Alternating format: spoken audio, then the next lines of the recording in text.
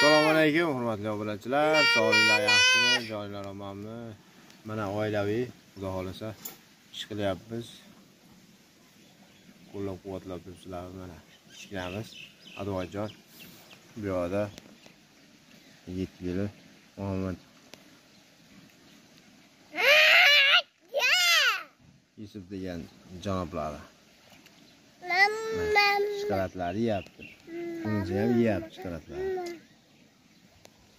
Endi demoqchiman, mana ko'kalamiz bor, zo'r o'rmonda les o'pg'andan qilamiz, ko'ryapsizlarmi? Les olib, mazza qilib ish qilyapmiz. Issiqda salqingina qilib.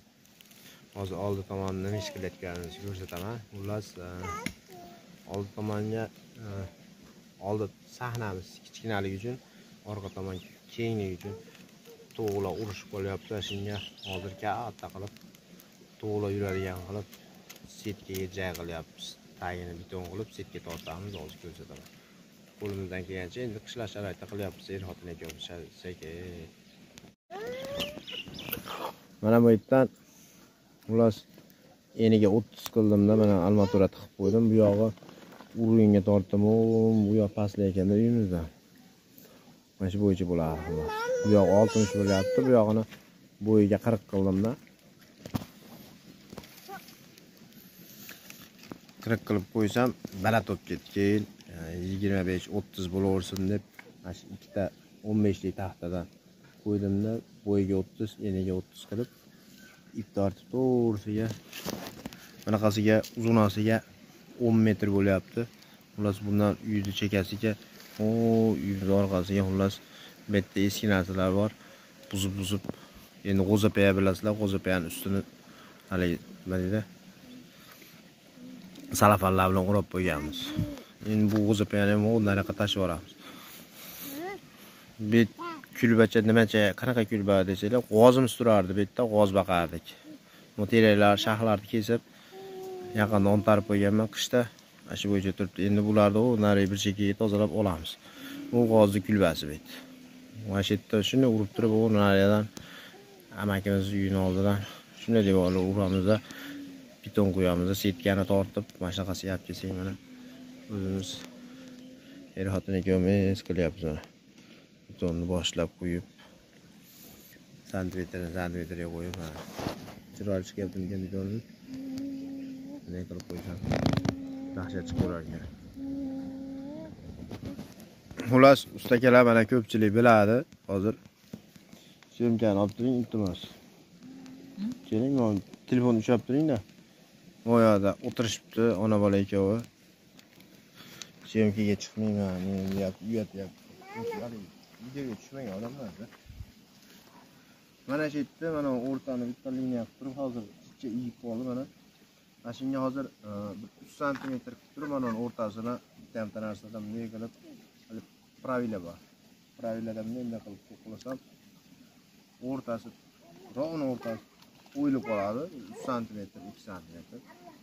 O'yilib bo'lgandan keyin bittasi aytayapti, ashin ichiga bunday qilib setkani tiqib qo'ysangiz, u yoqqa bu yoqqa ketmay turadi degan fikr beruvdi.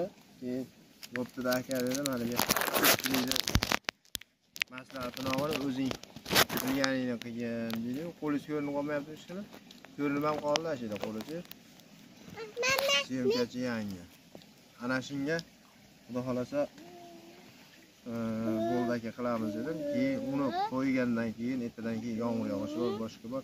Uni ichiga setka tushgandan keyin setkaning ichiga yomg'ir tushadigan bo'lsa, setka chirib ketadi, unda yerga qo'yib tortib qo'ygan yaxshi. Ana shuning uchun mana shu to'g'ri turib ustiga qo'yib turib, ikki chekasini bir tomonini bunday qilib bir tomonini beton qo'yadigan bo'lsam deb o'zimcha o'yladim. Chunki setka bu yoqqa ketib qolmaydi. Ona bo'lgani bilan ko'chalar boshqalar yuraveradi. Ular mana shu yerda shunday o'rtasidan tortib, shunday bo'lib kichkina partiyasi, katta partiyasi, kichkina partiyasi qilib, ular hammasini shu yerda bunaqasiga 10 metr, bunaqasiga 10 metr joyiga aylanbasiga ular necha metr bo'ladi? 10 metr bo'lsa, ular chetga hammasini tiqib qo'yaman. Kuzatib borsanglar, aralashtirib, er-xotin ikkovimiz uyamiz. Davomini Ko'rasizlar. Onasi mo'qaring haramni chiqar. Assalomu alaykum, hurmatli obunachilar. Olisizlar, sog'lisizlar. Mana cho'chalarni oldilari. Mana shunday bo'lib katta bo'lib qoldi. Kullab tashlab qo'ydik. Endi ozgina mehnat bor bu yerda. Qo'ysak, bunday qilib setkani tortib oldik. Uni g'ish bilan endi uyasini tayyorlaymiz.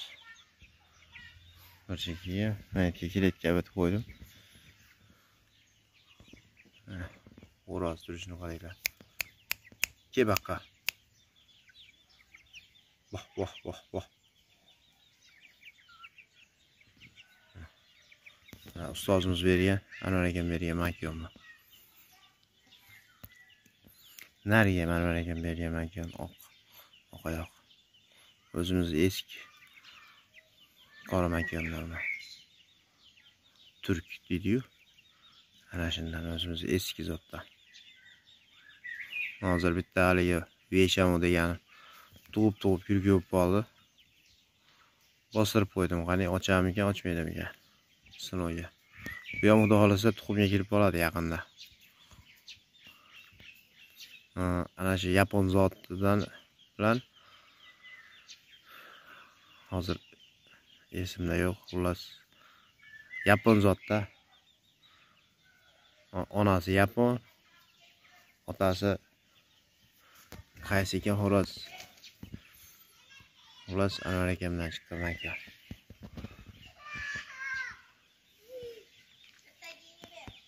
Mo'at yusib kelyapti bu yoqda.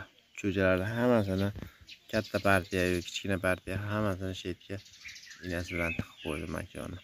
Uni Qashqadaryodan akamiz makonni jo'natib berdi.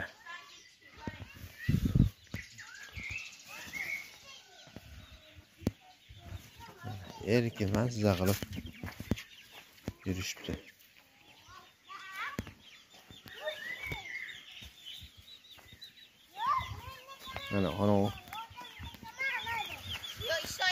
Mana shu xo'rozimizni bolalari bo'ladi, mana shu ikkovi. Mana shu ikkovi qolganlari o'zimning katta xo'rozni bolalari. Bular makonni bolalari. Ikkita chiqdi, haligi makonimizdan imperiyadan ikkita cho'ja bor, hozir ko'rsataman. Nari chekada yuribdi ular. Mana.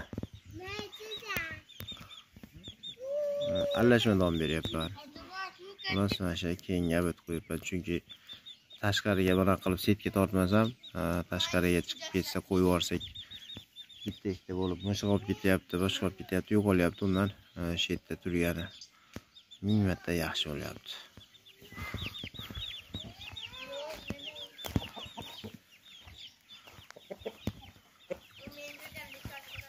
Qashqadaryodan kelgan makon.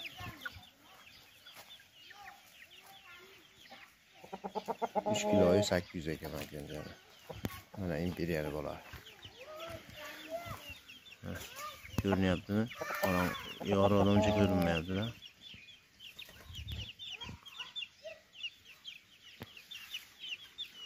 Mana shu cho'g'i imperiyali bo'lar.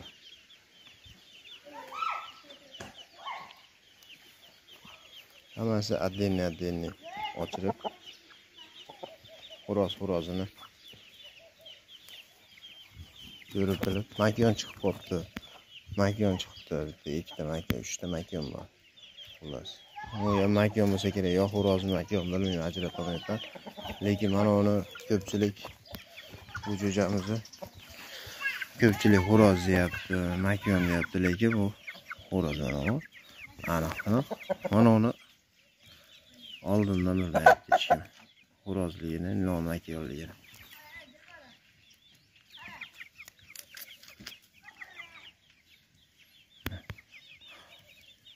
2,5 oylik jo'jalar. Bir qarish yelkasi, bir qarish o'g'ildi. Xullas ko'p katta bo'lib qoldi. Mana makon bo'lsa kerak bu. Makonga o'xshab turibdi. ikkita xo'roz, bitta makon chiqdi. 4 ta tuxumdan edi, bittasi o'lib qoldi. Shunaqa hurmatli obunachilar. Hozir ichkarida xo'rozlarni ham ko'rsataman. Katta xo'roz qayerda desanglar, katta xo'roz chekda.